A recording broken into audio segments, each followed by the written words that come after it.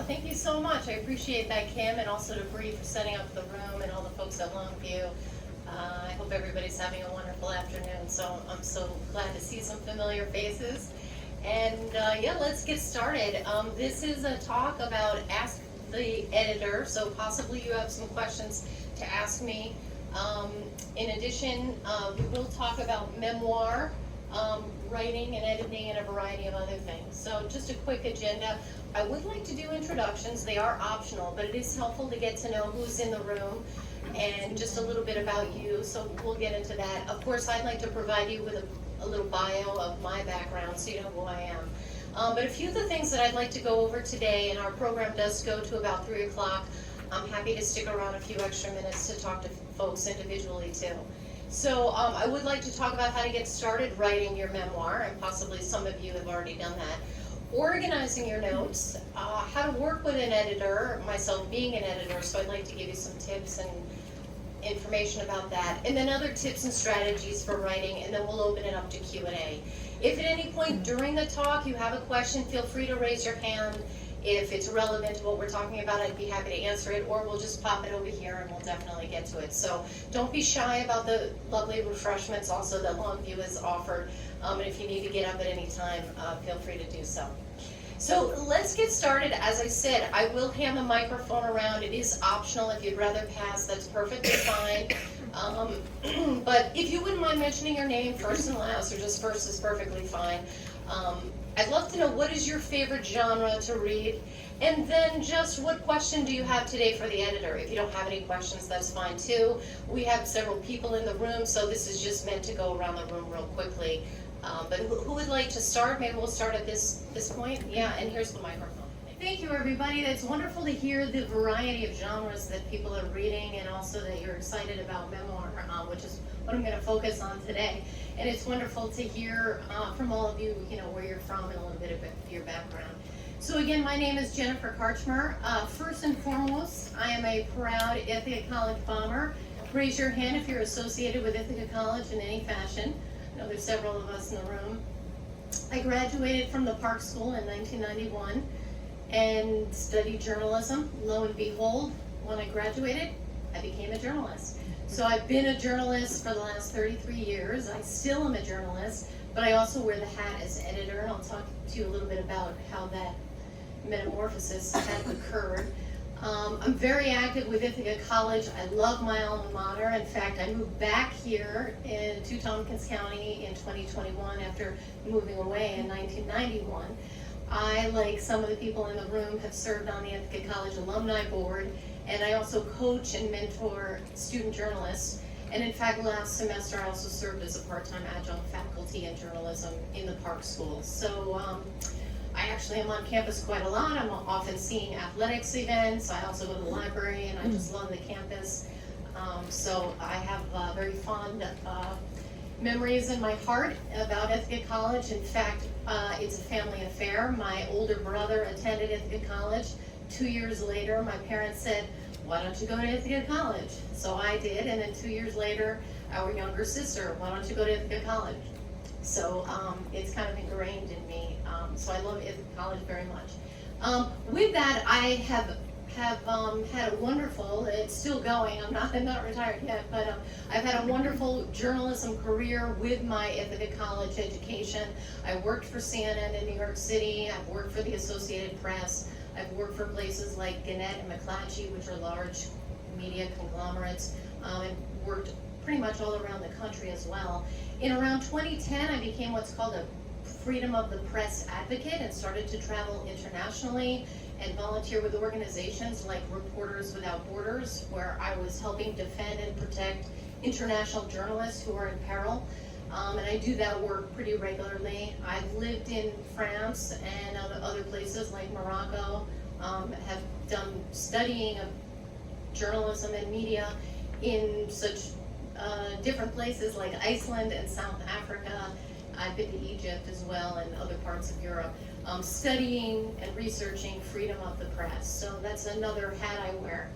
Throughout my travels, I've also worked on copy desks of your run-of-the-mill local newspapers. My hometown paper is the Poughkeepsie Journal. I'm from the Hudson Valley.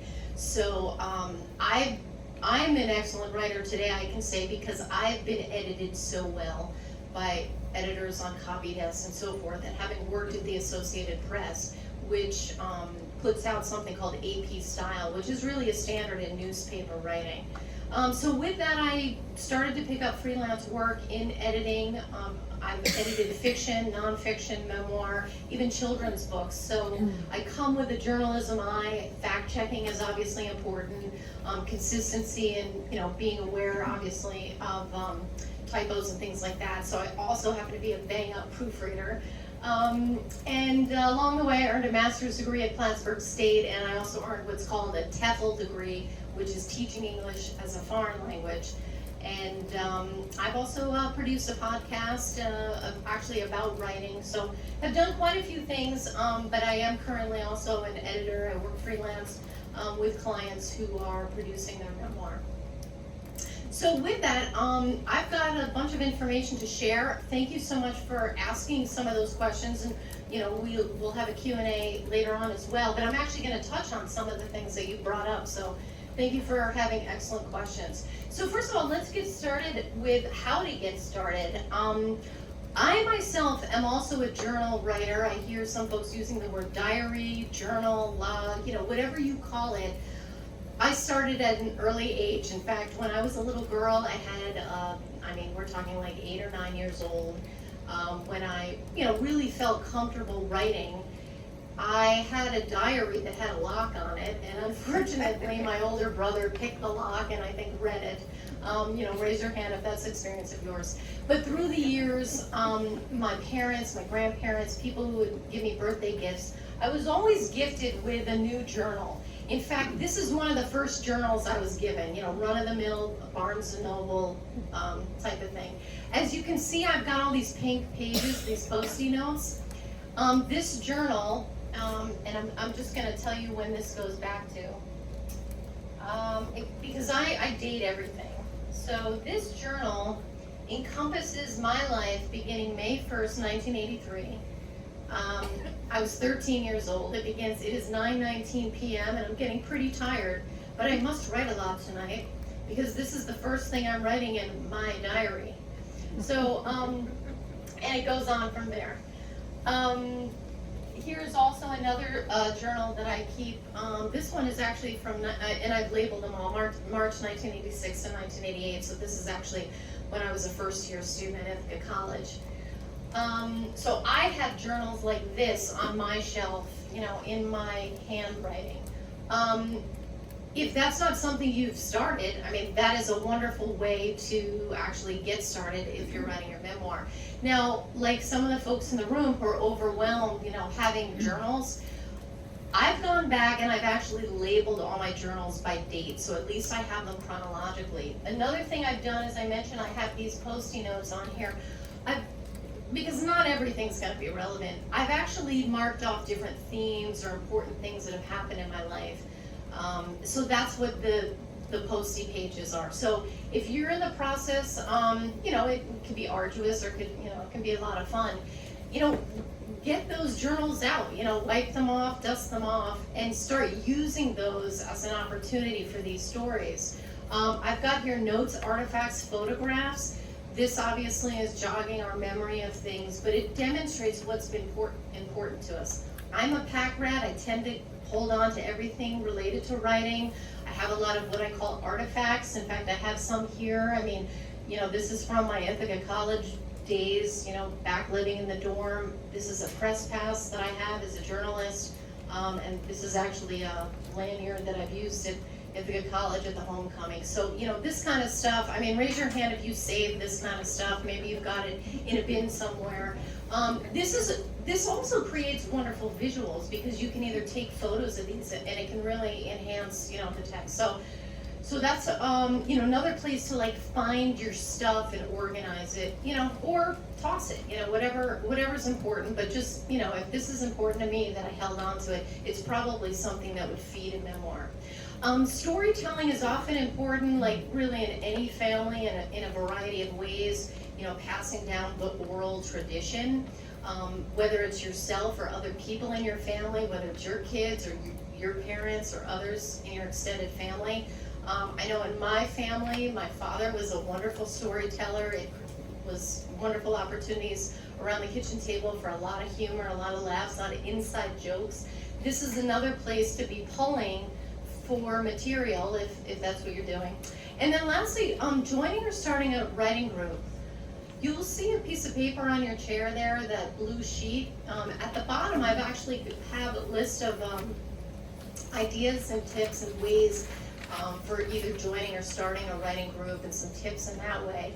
But that's where you can, really for free, if before hiring an editor, where you can find like-minded people, and it sounds like they're either book clubs and writing groups locally, to find an opportunity to connect with other people on the topics and start finding out what is important to other people, because that kind of speaks to this first question about, well, who's going to read this? Why is someone going to care? But once we start joining other groups and talking to people, then we find out, like, which of this is like kind of inside baseball, it's not going to be important beyond my nuclear family versus like a larger audience. Okay, notes. Let's talk about the notes, because some of you have organized things. Raise your hand if you've actually started writing a memoir, whether it's typed on the computer or handwritten. Yeah, a few folks. Okay, and whether you're doing that handwriting on a legal pad or you're doing it digitally, I mean, that's up to you. Whatever's going to get the stories down. These are just ideas. Memoir can take a variety of structures. You can be as creative as you'd like. But in terms of like the traditional memoir, chronological makes a lot of sense. I was born in a small town and year of, to present day. It doesn't make for such a compelling story, but it is a good way to get the information down. So chronological makes sense to us in terms of like point A to point B, in terms of when things occurred. It's kind of fun maybe to write out a timeline with important milestones and events. But in terms of the read of the memoir, that can be a little stale. So it does speak to the other themes and the other ways though that you can use to organize your notes. Yes, please. Oh, I was taught to use a loose leaf where you can move pages around. Oh, good point. And you can, if you have a memory, say it's from your life, you can write it out, and then you can put things in the order later. Oh, tell me your first name again, please. It's Julia. Julia, okay, so Julia's mentioning, this is a great point. If you are organizing in a notebook, it's helpful to use a loose leaf rather than a spiral, for the reason that you can easily open the binder and move pages around. And that way you can play with the chronology. So yeah, thank you, that's a great point. With that, another way to organize your notes. So let's say, for example, and I forget your name all the way on the end there, but you mentioned in the pink, yes, Cheryl. Cheryl had brought up, she's got journals that date back. Is to actually go through the journals and start marking up. And this is like looking at photographs. I mean, it might have taken me an entire afternoon to just look at this one journal. And like you said, I mean, this is 1983 when I was 13. So I've got dozens of these on the shelf. But what I've done is I've marked up themes here, which is a pretty interesting exercise. But it starts to show me episodes in my life and themes that can feed the short stories, things about my love life, the things that were important to me at that age, school, studying, the way I looked at my future. My writing, for example, the tone of it, do I sound the same, or, oh wow, I sounded so young, or whatever it is. So yeah, actually going through with Post-it notes and marking up is another way to do that. And then again with themes, whether it's about love, sadness, grief, accomplishments, positive and negative, happy, sad, whatever speaks to you. And then also milestones. Again, whatever's important in your life in terms of marriage, divorce, children, career, climbing Mount Kilimanjaro, running a marathon, doing women's swimming. Anybody here have done women's swimming? Do you know what I'm talking about? I just completed it a couple weeks ago. So that was awesome. Okay, so with that, let's talk about working with an editor. Has anyone in the room actually hired an editor before and had that experience? Yeah, any hands on that? A few folks? Okay. Was it a good experience? Yeah. Oh, very good, okay. So the first thing I'll say is there are editors with a variety of backgrounds. There is no, there are a variety of associations, but it's not like being a doctor or lawyer where, it's a licensed field. And people come with a variety of backgrounds. And I think your job as a writer who's looking to hire somebody is to ask about their background and their specialty. I, for example, as I've mentioned, come with a journalism background. My specialty is nonfiction, is memoir. I have edited and worked on children's books. I have worked on a variety of fiction, historical fiction. However, my specialty really is coming from journalism, so it is nonfiction and memoir with an eye for the truth, the real stories, accuracy, and that kind of thing. Although I also happen to be adept at editing dialogue, for example. So that's something you might want to ask an editor. But I think the first thing you need to decide is, well, what exactly do I need? Because there are a variety of stages in writing the memoir. From what I hear in the room, there are a lot of folks who are interested, but you're at those very early stages of, I've got the material. It's in artifacts, it's in my journal, it's in my head, it's maybe even jotted down on paper, but I don't even have a manuscript. Then other folks are further down the line. You've actually typed something up or handwritten it.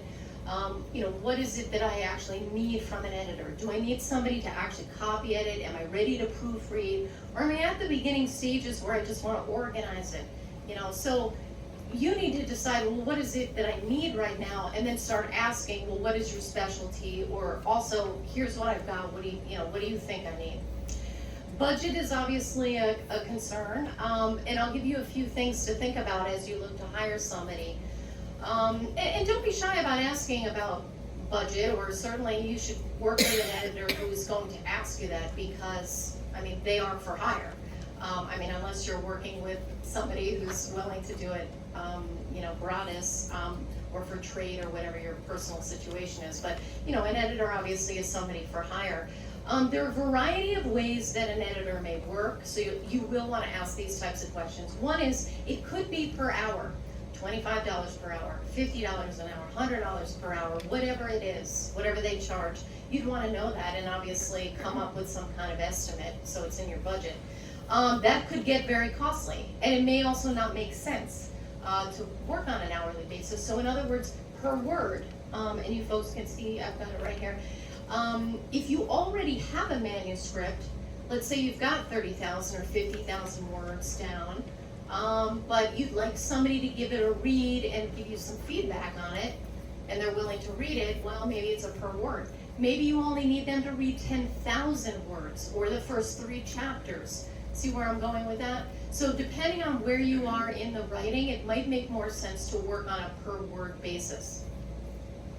Just as a little trivia, and then we'll get to Elizabeth, how many words do you think an average memoir, let's say, might go for? Or even a book like this, just looking at the size. I know you can't see like the size of the font. This is not a memoir. It is a book written by Stephen King about writing. It's nonfiction.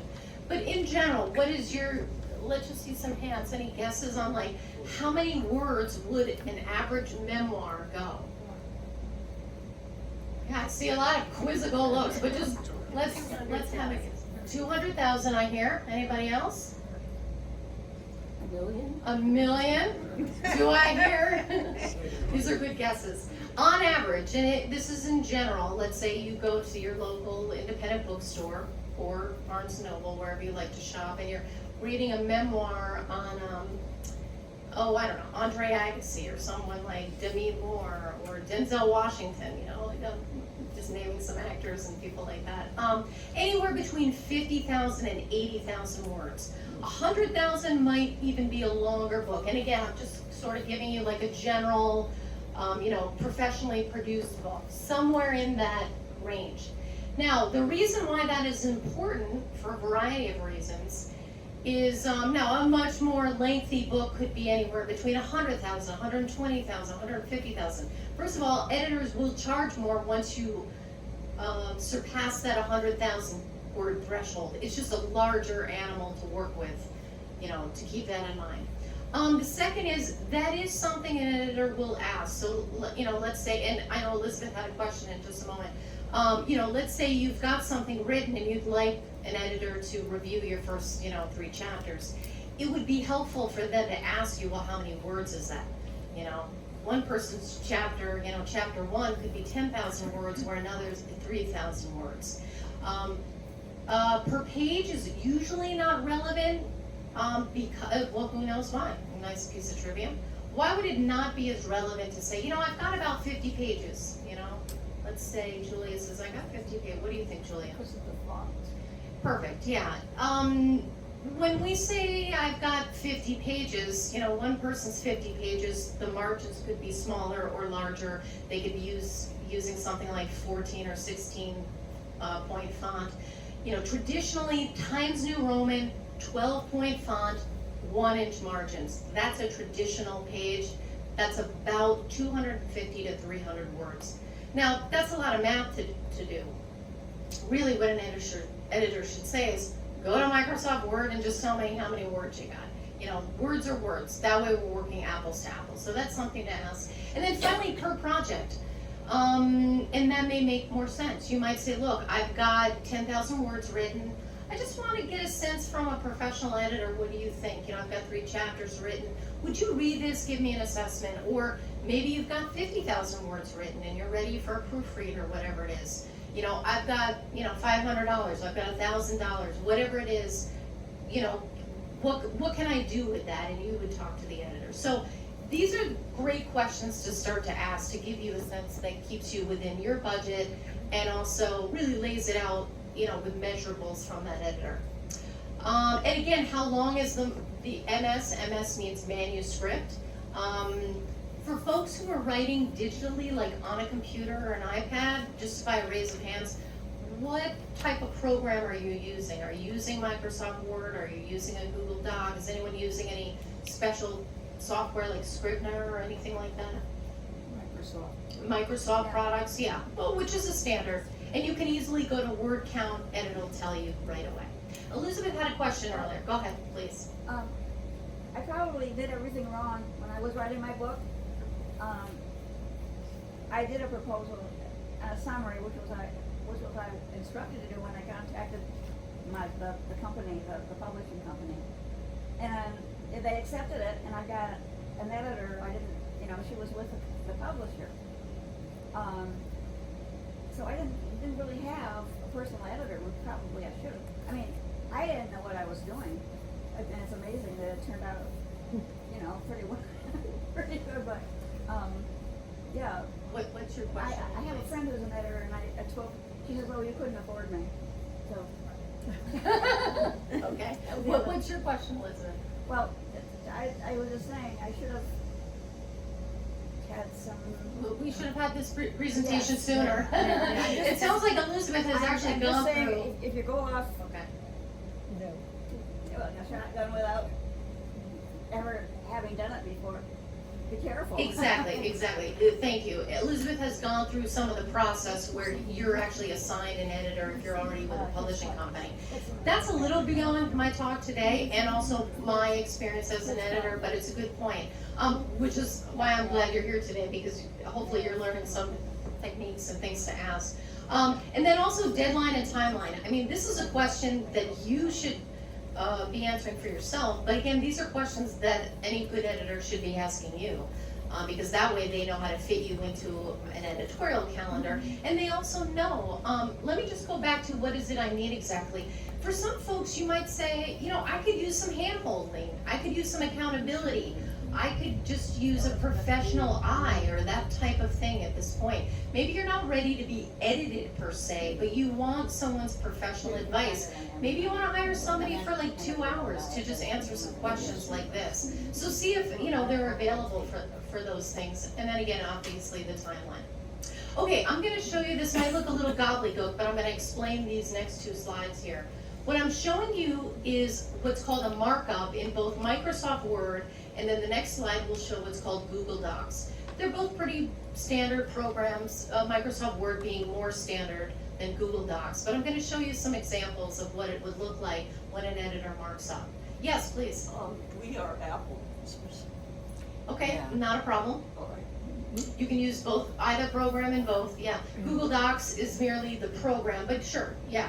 I'm an Apple user as well, I got my iPhone right there. But yeah, good point, you want things to translate. Now, we are talking about text here, so we're not dealing with layout, which might get a little more complicated, but yeah, point well taken. I know you can't read this specifically from where you're sitting, in fact, I don't want you to, but I just want you to appreciate that this is basically a Microsoft Word document. You can see that there are paragraphs and that there are different colors. What's happening here is that I'm talking to the writer here in this right-hand column. I'm making comments, and then in the text, I'm actually copy editing. Now this writer asked for that. They asked for a heavy copy edit. And copy editing can be dialed up or dialed down, and that's another thing you would want to talk. You might say, look, here's my budget, here's my timeline, I appreciate your professional experience, go nuts. Really copy edit this like you think it should be, which has a level of subjectivity. That way, and again, the whole point of Microsoft Track changes is that you, the writer, the owner of the work, accepts or rejects. You can say, they're not right, or, they misunderstood this, or what have you. So you have a level of just being able to see on the page what's occurring. And the same is true for Google Docs. And here again, I'm talking to the writer here, and this is where you would want to communicate with the editor ahead of time. If you're at a proofreading stage and they're finding a simple typo or a period here and there, just go ahead and do it. I don't need to approve that kind of thing. You might say, just go ahead. I don't need a document with red in it. I trust you, whatever it is. Or you might do a simple markup, the first 1,000 words or something like that. But I just want to impress upon you that's what it might look like. It can be a little gobbledygook, but at the very least, you should see if the editor is available to do a sample edit. They may charge you $50, $100 for that. They may do it gratis. 1,000 words, or, I'd be willing to give someone 20 minutes of my time to show them. That way we're on the same page, because editing can be and is subjective. There's a level of making choices. And I'm going to talk about the difference between editing and proofreading in just a moment. So any questions on that, or have you folks experienced that before? I know there's some professors in the room who've probably done that, but any questions on that too? Yeah, Elizabeth, please. Yeah, I just did a chapter for a book, the previous, like that. Boy, was that ever difficult to work with. It was so difficult. The final name, I couldn't get rid of this. Kids get rid of those green things. Yeah, I can hear you. Yeah, so there's a little bit of a technical aspect to it. If you're working with a good editor, they should be able to walk you through or give you a PDF so that you can just see it without the movement. And again, also do a small part of the manuscript. Having 50,000 words like this is a little, heavy to deal with. So yeah, I'll work with the editor so that you have something that you can work with and read and kind of discern. All right, so yeah, let's talk about the difference between editing and proofreading. I will impress upon you that all editors are different in the way that we define copy editing, line editing, developmental editing, and so forth. I will say this, the difference between editing and proofreading is usually pretty standard within the industry in terms of how people define it. And this is a general description to keep in mind as you approach an editor and as you start to decide what you need. When we ask someone to edit, they're typically looking to make suggestions related to style and tone. So again, these can be subjective. One editor may make all kinds of changes here, whereas another one may not. You can dial editing up and down. So in other words, someone might say, yes, go nuts, really rework this thing, or just give it a light touch. So these are the things that I would explain to a writer. Proofreading, on the other hand, is typically about standard English grammar and spelling mistakes, errors, and what we would consider typos. You would want to ask things like, are you using CMOS? Who knows what CMOS means? Who wants to impress us with that trivia? CMOS? Ooh, that's a good trivia question. Okay, I'll tell you what it means in a minute. That's something that you would, that an editor might throw at you and you'd say, what is CMOS? Chicago Manual of Style, versus AP, which means Associated Press Style. Those are two different styles. They are two different. One uses what's called the Oxford comma and one does not. That's another little piece of trivia out there. And this is the type of thing that, you know, you can also test to see how good your editor is. But the bottom line is that you will either want to tell your editor, hey, I use CMOS or I use AP, or they'll tell you, like, what is the standard. You know, depending on, you know, if you are working with a professional publishing company, you know, that any of these types of books are being published, they have standards of style.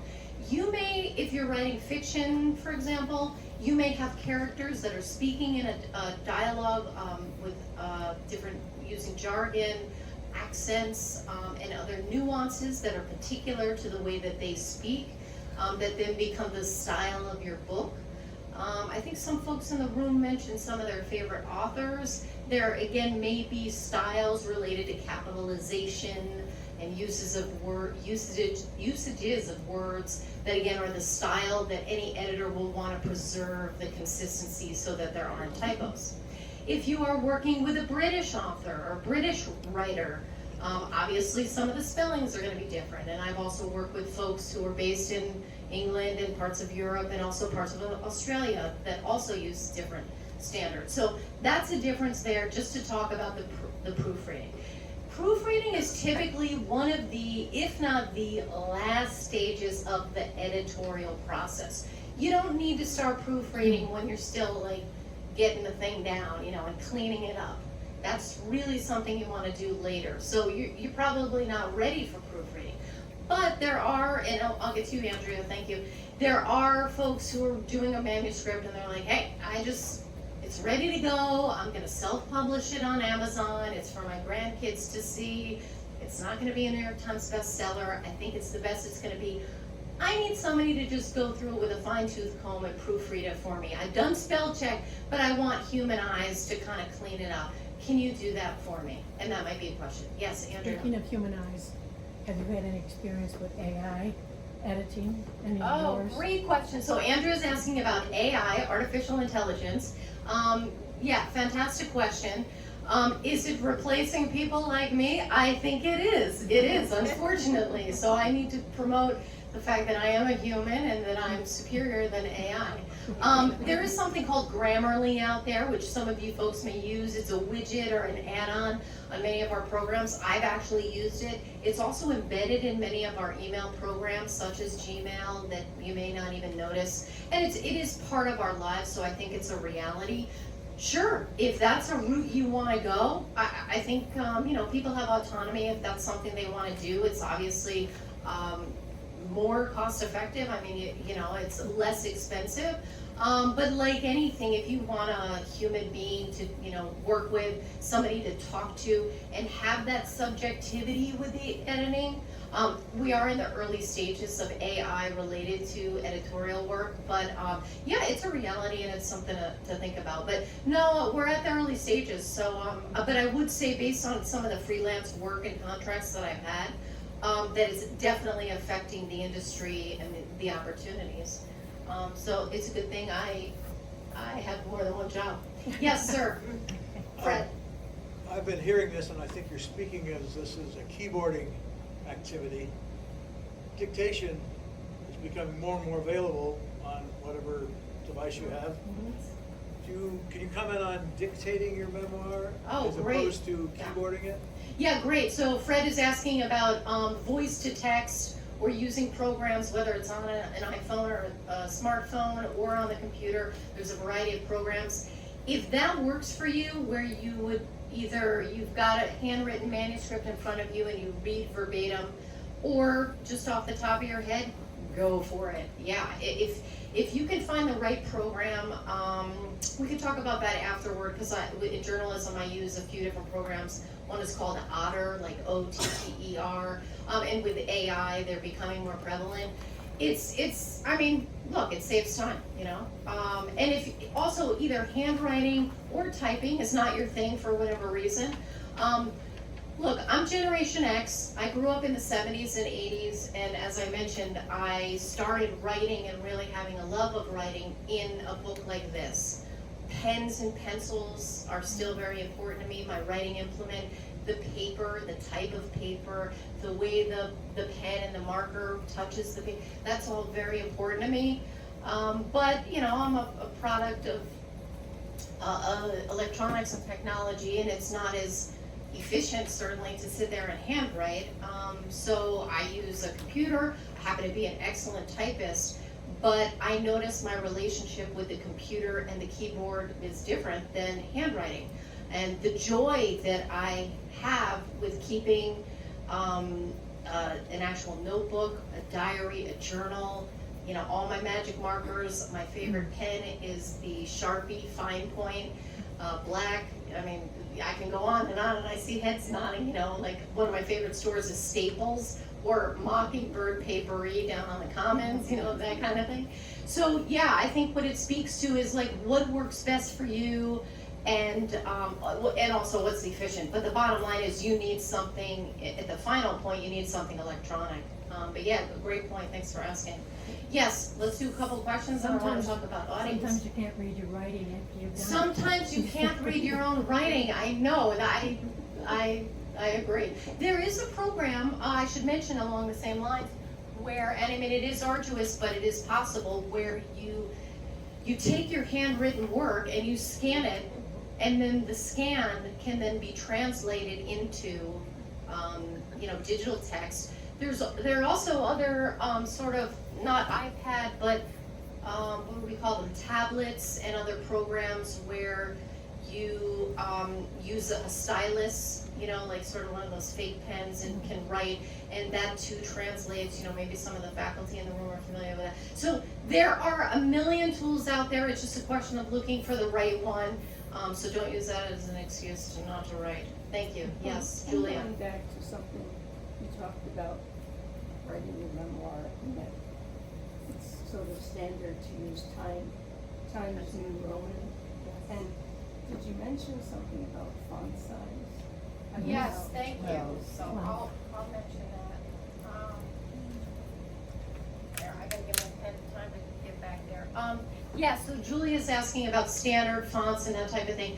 Times New Roman, 12-point font, 1-inch margins, again, for the faculty in the room. I mean, I teach it at the college and a variety of colleges. Those are standards. 1-inch margins all around, Times New Roman, 12-point font. I mean, unless somebody wants something else or you don't care, but those are just standards in the industry. But again, because those can be altered, or, you know, you, like me, I wear glasses now, I don't even know where they are, and you know, you're always magnifying your screen, you're like, I'm gonna use 16-point font. Well, now when I tell somebody, you know, I have 3 pages of writing, they don't know what exactly that means. So yeah, that is a standard though, Times New Roman, which is the font that the New York Times uses, hence Times New Roman, 12-point, 1-inch margin.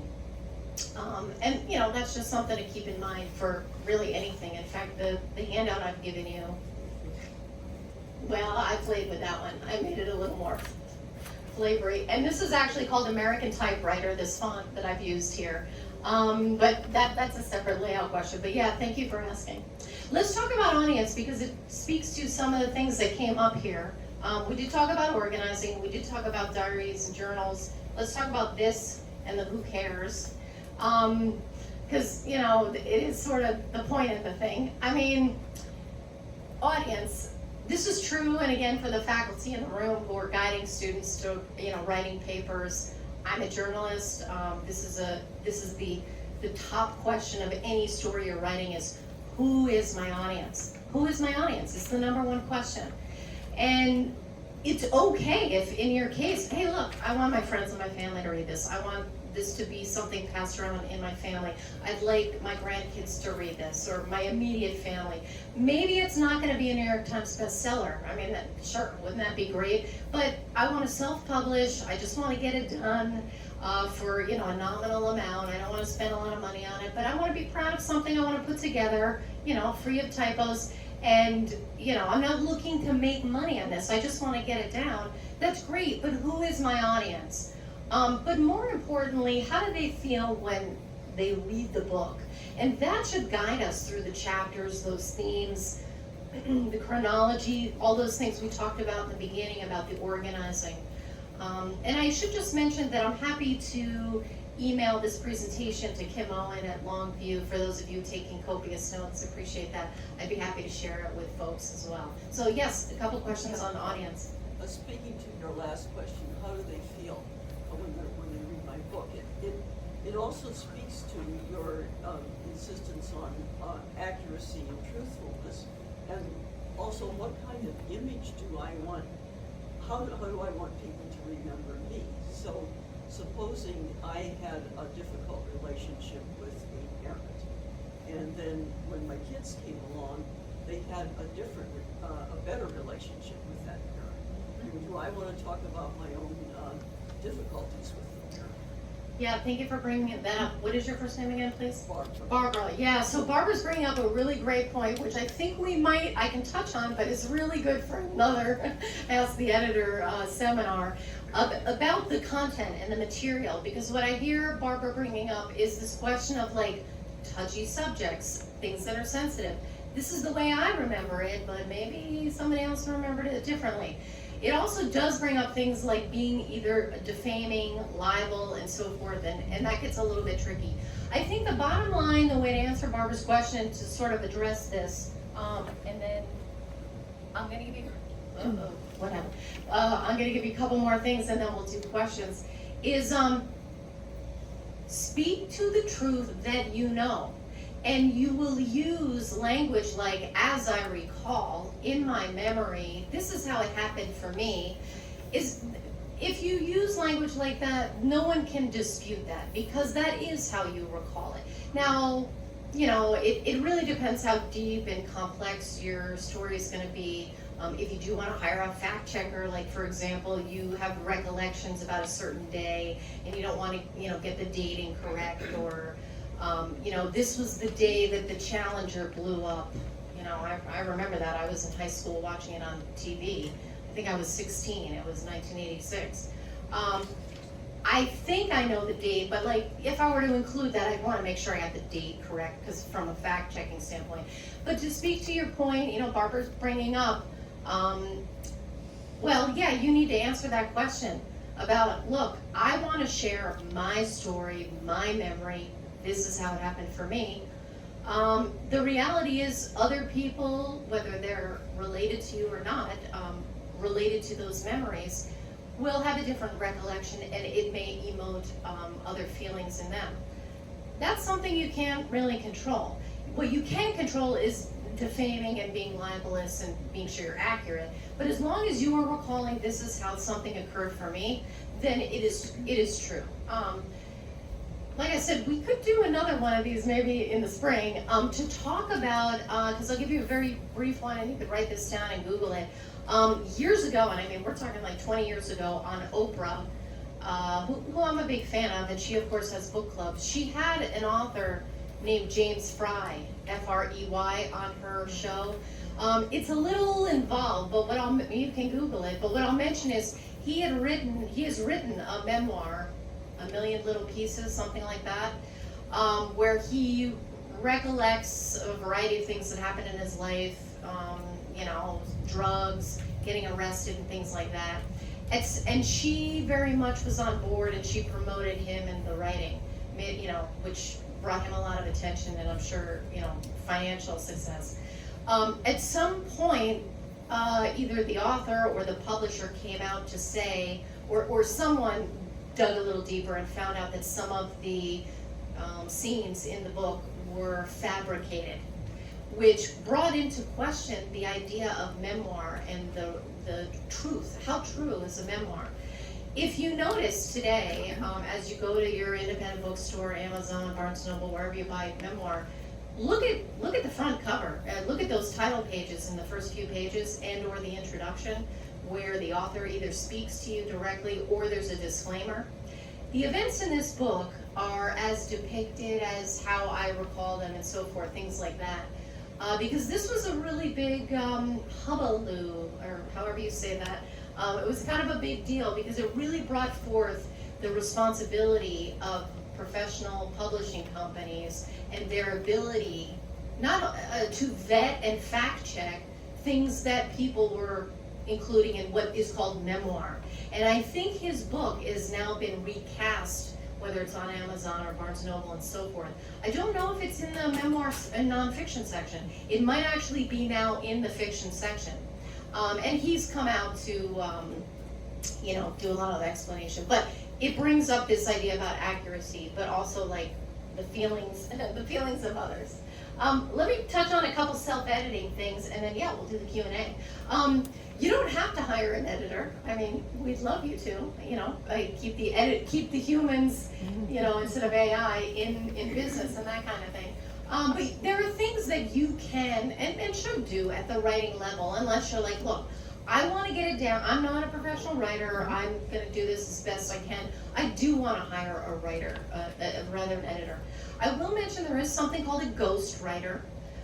Typically, you're going to see this with, I can't think of any off the top of my head, and raise your hand if you've read some. But this is often like a celebrity who wants to write a memoir or a life story, and it'll say so-and-so with. And what that means is they, or as told by. And, you can kind of tell, because it's good writing. Look, it's a celebrity, it's an athlete. They don't have to be a good writer, but they have a cool story. So they'll work with what's called a ghostwriter. Other times there are ghostwriters who tend, keep themselves anonymous. But there are things that you can do, and this is just a very, very short list. But especially in the memoir, just back to that chronology, that's a good way maybe to organize things, but it's probably not the best structure. I was born in a small town in 70 for me. And then, I did this. It's just what we call play-by-play, which is perfect for baseball, but really not for a memoir that you're looking to really captivate your audience. So just keep that in mind. He did this, she did that, I did that, blah, blah, blah, blah, blah. Action verbs are gonna do it. This comes straight from journalism. We like our action verbs, rather than being all flowery with our adjectives and describing, it gives the story movement and action, as it sounds, and it keeps everything moving along. And often, as an editor, what I will do, I will literally do a find, use the feature, Control F, find, and I will look for all of the uses of the verb to be. He is, she was, and so forth. And then just highlight them on the page for the writer to see that the verb to be doesn't really carry much weight in terms of beyond something merely existing. So again, be aware of that in your writing rather than just saying something is. There is or there are. There are 20 people in the room. It just tends to be a less sophisticated way of writing. So it's just something to be aware of. And read your manuscript aloud. In fact, I would challenge or suggest to anyone in the room who's going to go home after this and get a cup of coffee, sit on the floor, whip out all your journals, read it out loud. It really brings it to life. The manuscript for sure. I mean, that might take a while to do it through all your journals. But read the stuff aloud, and you will hear your voice literally and a cadence. And this is true for fiction as well, or obviously poetry, but any kind of writing. And that's what I would do as an editor. I would literally read it aloud. There is a blue sheet of paper on your chair, and if you didn't get one, just raise your hand and we'll make sure you get it. It has some information on there. In fact, it has a variety of books I suggest. In fact, I'll mention them. And then at the bottom, some suggestions about writing groups. Uh-oh, I think our battery is starting to die. I'll have to project a little louder. Just a few things that are on my shelf. Stephen King. This is called On Writing. It's a nonfiction book. This is Stephen King writing about writing.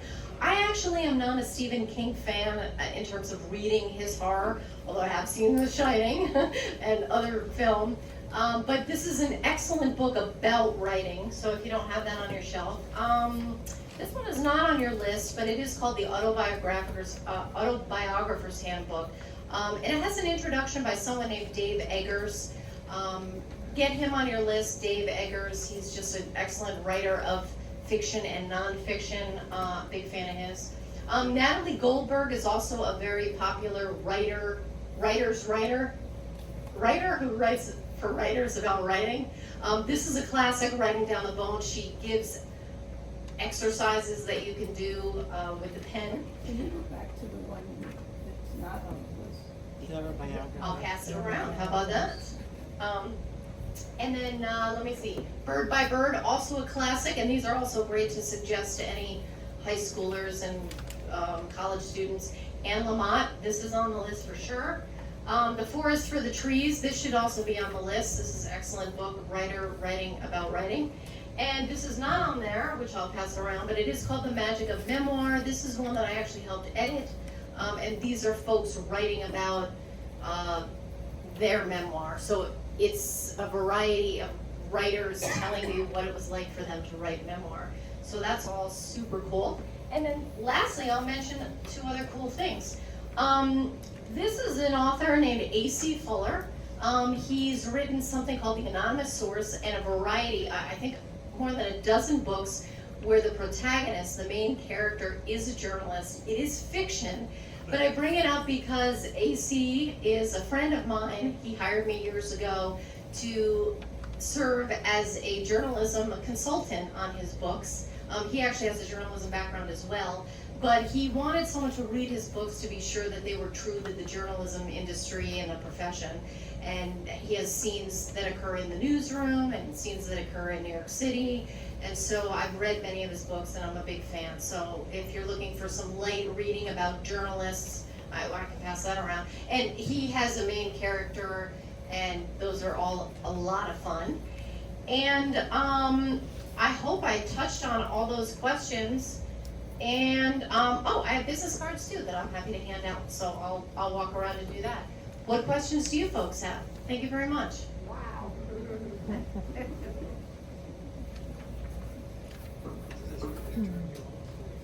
Thank you. Oh, well, thank you.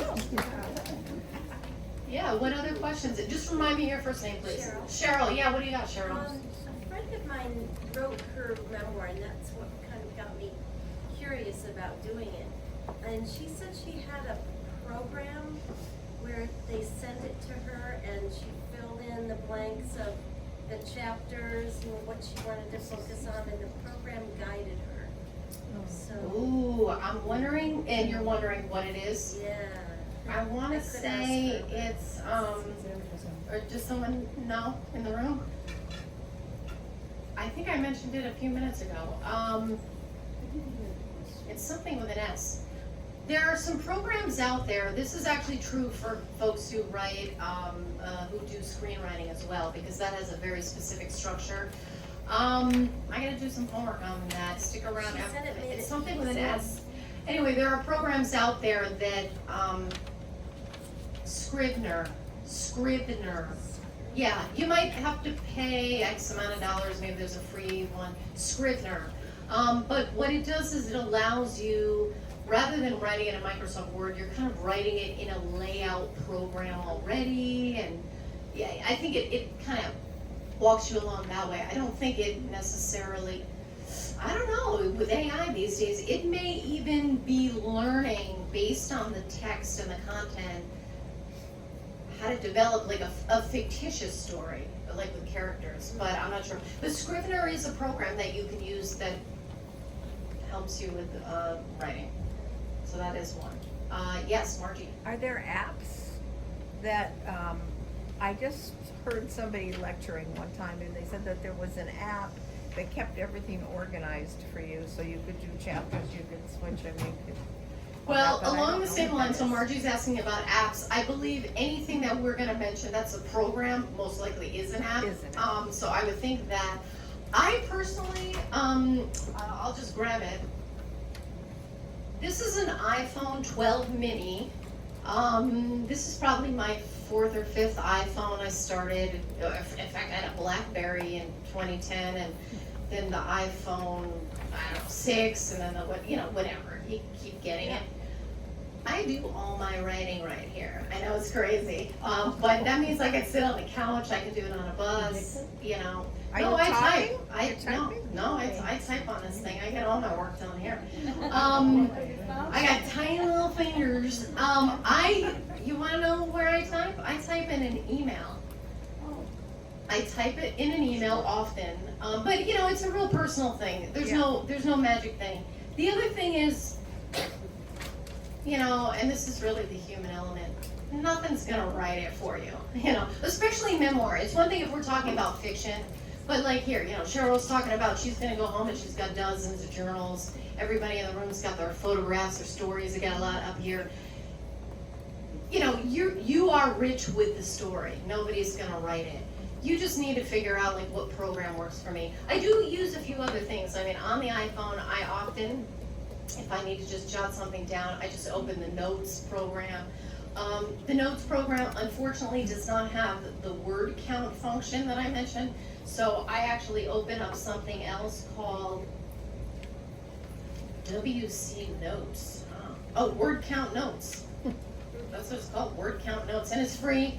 But that way I'll write something in the Notes program, I'll copy and paste it, and throw it in the other thing just so I can get the word count. Unfortunately, the word count notes does not preserve the formatting, so you have to use the two in conjunction. So in other words, if you have hyperlinks and all that. But I really do not have a perfect like what program, because there are people who are handwriting on a legal pad, and if that works for you,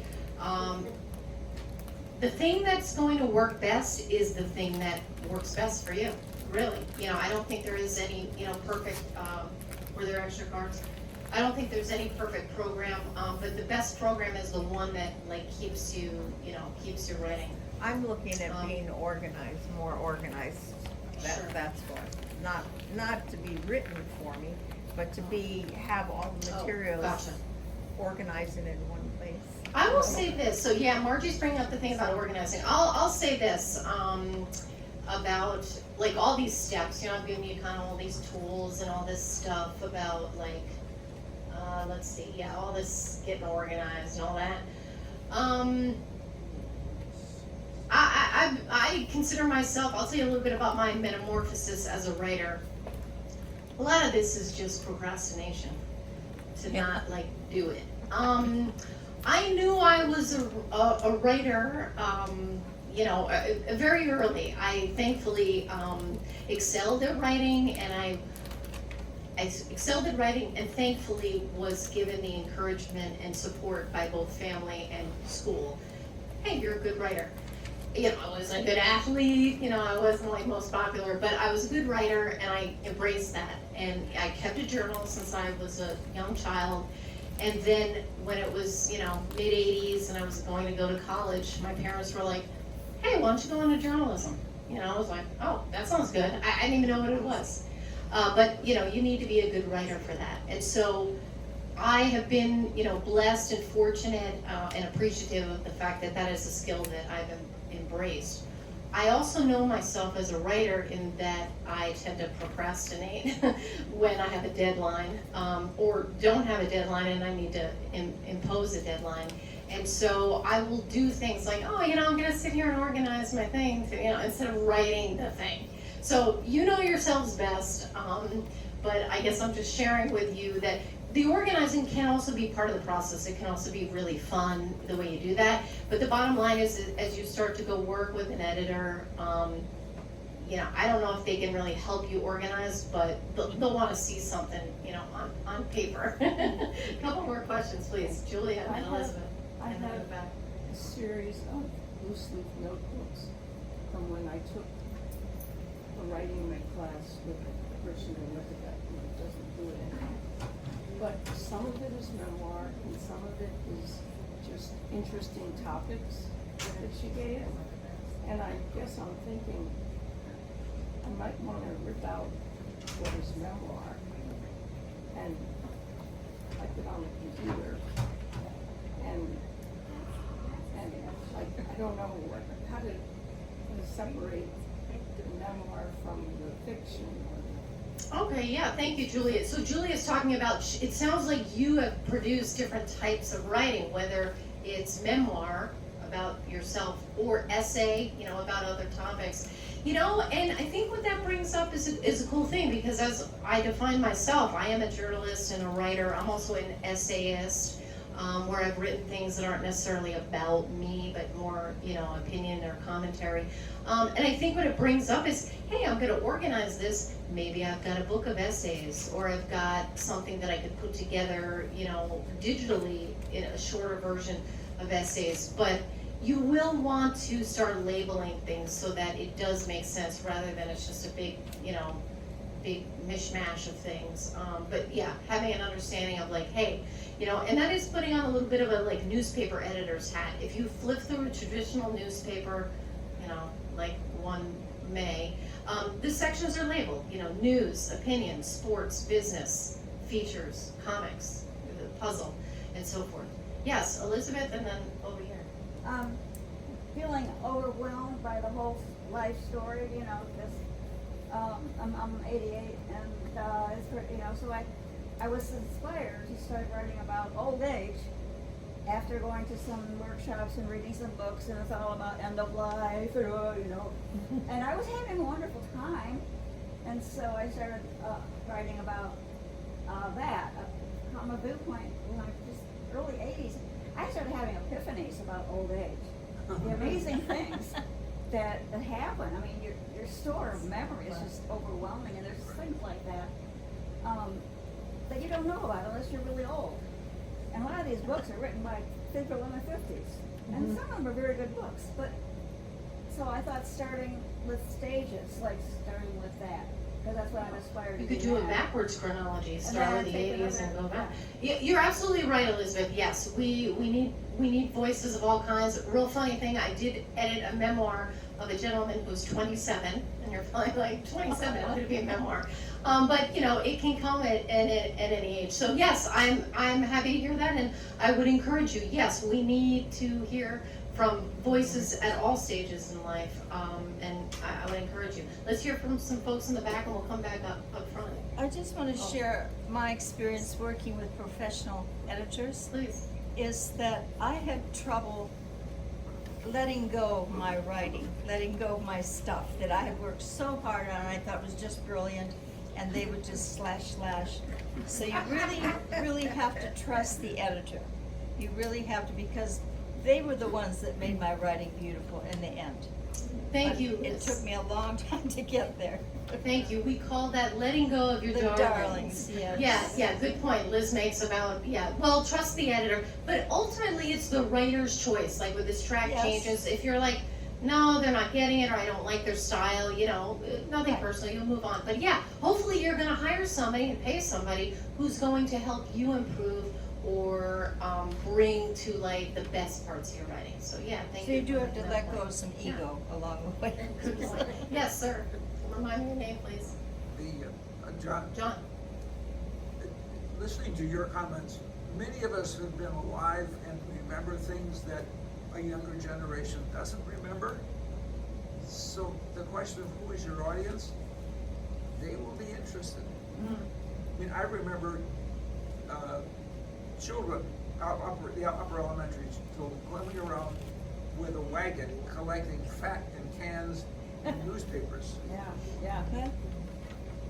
Yeah, thank you. John's making the point about audience, so yeah, keep that in mind, of what generations, and Remembering yeah, before not just your plastic. There was no contemporaries, plastic but when I was little. yeah, those are wonderful stories. Yes, let's hear in the back, and then Nadine. Yes, I want to suggest that people remember to date everything. Date Because I keep everything, running thank across you. Amen. stuff that's not dated, I had no idea.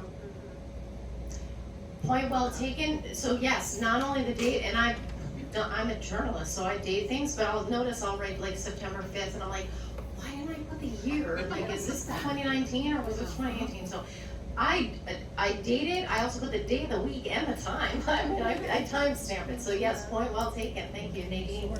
I was thinking about what if you're writing a memoir and you think this might be a better novel? Excellent point. Okay, I want to address that. That's a great point. So Nadine's bringing up, I'm writing a memoir, but might this be better as a novel? This kind of speaks to, I believe it was Barbara's point earlier. I'll touch on this, and then sure, this is something to bring up with an editor.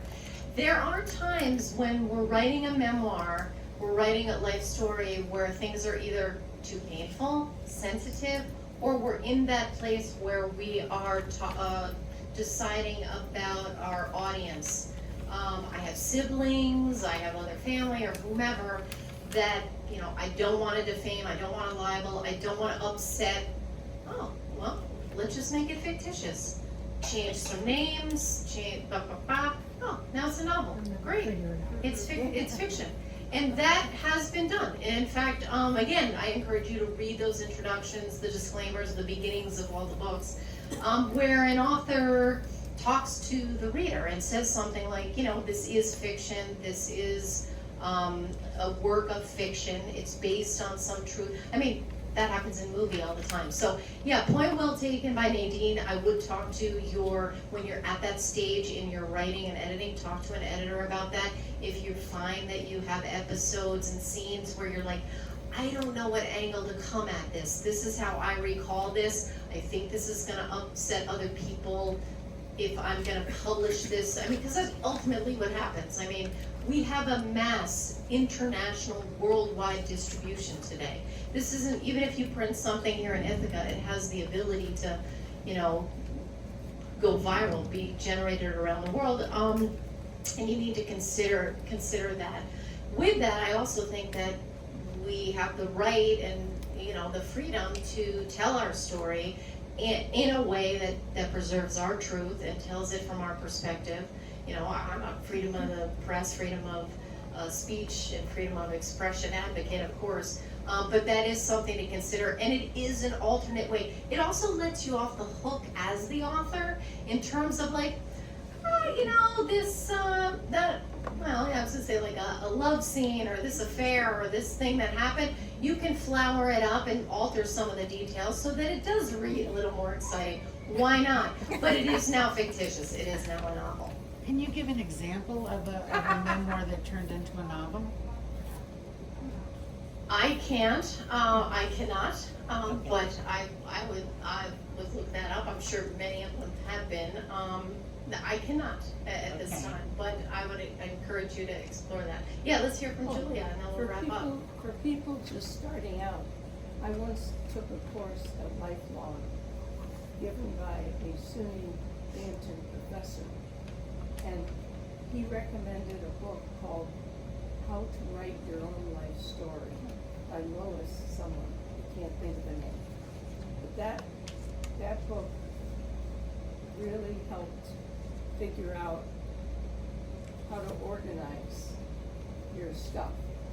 And it mentioned using 2 loose leaves, one skinny one and one big one.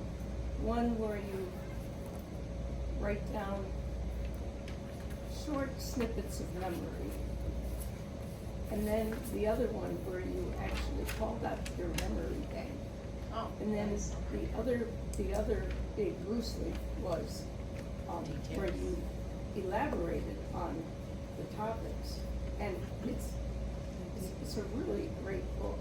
Well, thank you, Julia. Especially Yeah. for beginners. That's a great technique. There are a variety of techniques out there. The main thing is like that you're gonna do it.